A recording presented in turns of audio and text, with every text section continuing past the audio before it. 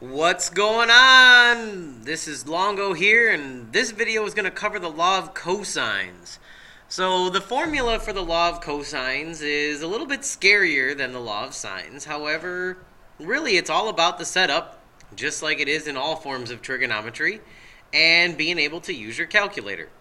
So we talked about three different types of setups or information you can use for the law of sines.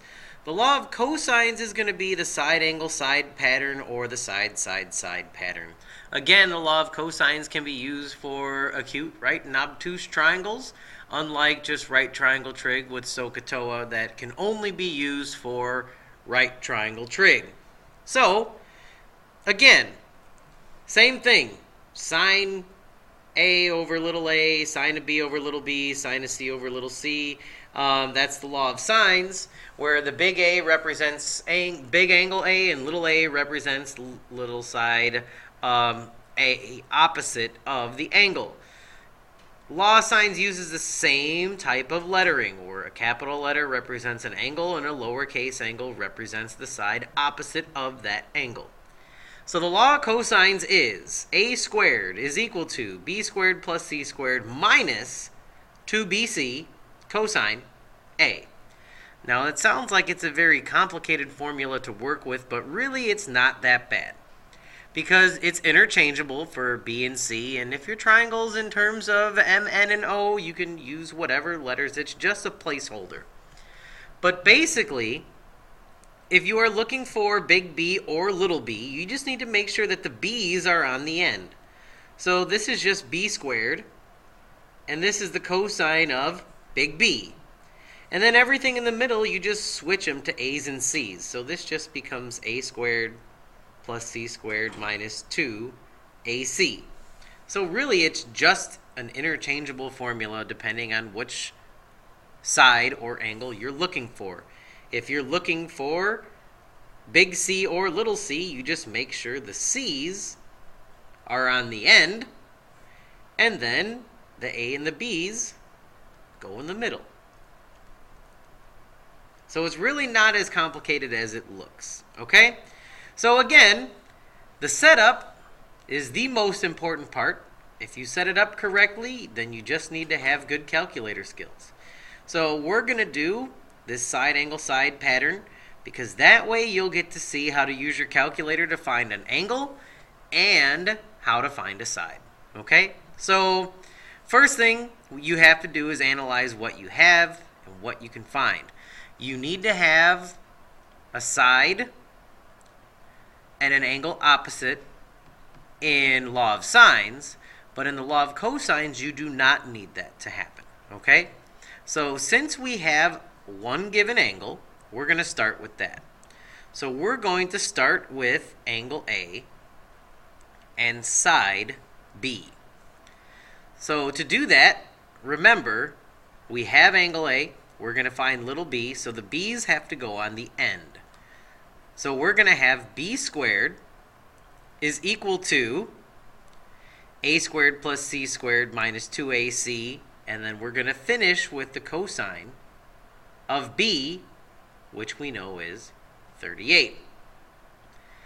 So then what goes in the middle? Well, you have your a squared plus b squared, so that's 12 squared plus 16 squared minus 2ac, so that would be 2 times 12 times 16. And then, of course, times the cosine of 38. Now, when you're working with the law of cosines, one of them is a little bit challenging to use the calculator for, and the other one is very easy. This one right here is very easy to do with your calculator, because when you are looking for b, little b, or a side length, shall I say, everything on this side of the equal sign is all numerical. There are no variables on this side. So you can actually type this entire thing into the calculator right now exactly how you see it. So you would type 12 squared plus 16 squared minus 2 times 12 times 16. And then just type the cosine of 38. And when you click enter, you're going to get a big number with lots of decimals. And we're just going to say 97.403, yada, yada, yada. But you have to realize that's b squared. We want b, so you have to square root both sides. And that'll give us b. So b is equal to, and you just take your calculator and you press second square root.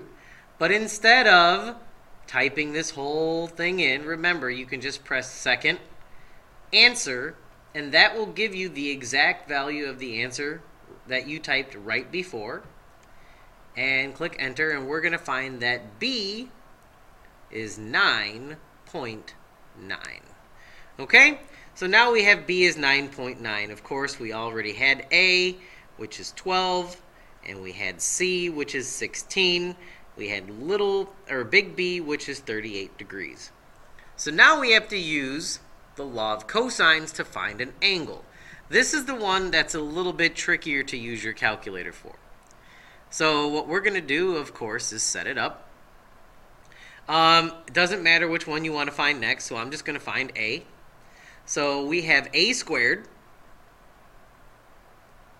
is equal to all the stuff in the middle, and then we're going to finish with the cosine of a.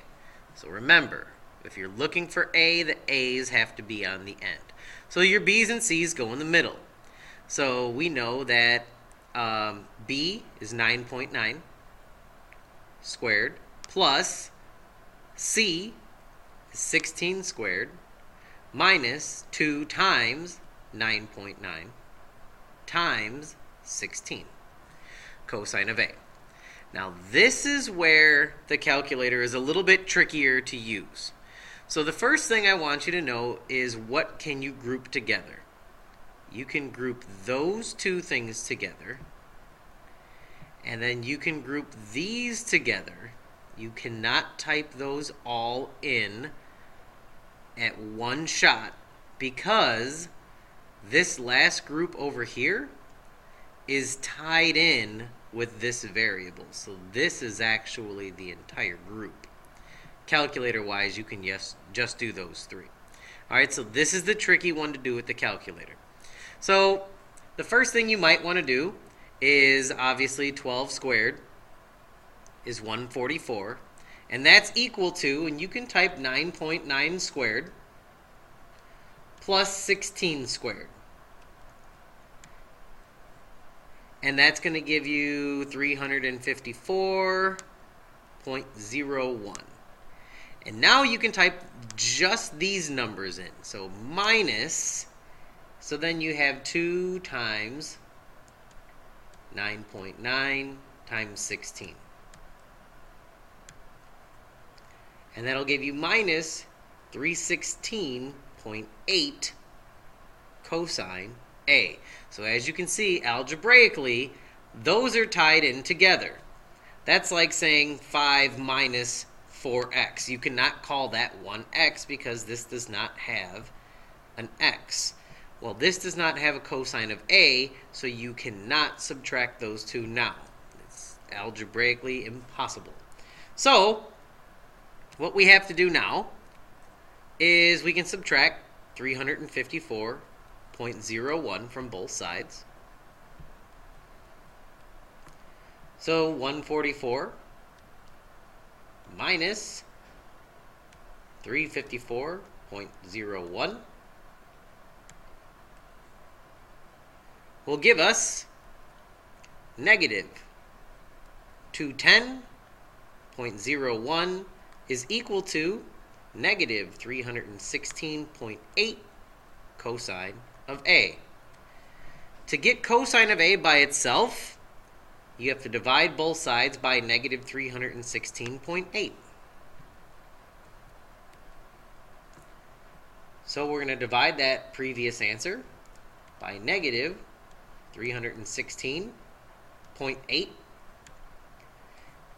And we have 0.6 629 is equal to the cosine of A. So the very last thing you have to do is find the measure of angle A. And this is something that we've done before, where you have to use inverse trig. So you need to tell your calculator that you want it to find an angle measure. So to do that, you have to take the inverse cosine of both sides. So then you'll have A is equal to, now you just take your calculator, second cosine, inverse cosine, and just use the previous answer button. Click enter, and we're going to get angle A is 48.5 degrees. So we know that angle A is 48.5. And of course, every time you have two angles of a triangle, you can find the third by simply subtracting those two from 180. So you can subtract 38, and you can subtract 48.5 from 180, and we will find that the measure of angle C is 93.5 degrees. All right, so that's the law of cosines for you. Again, it's all about setup and just knowing how to use your calculator. So this is Longo, and I'm out. See you, bye.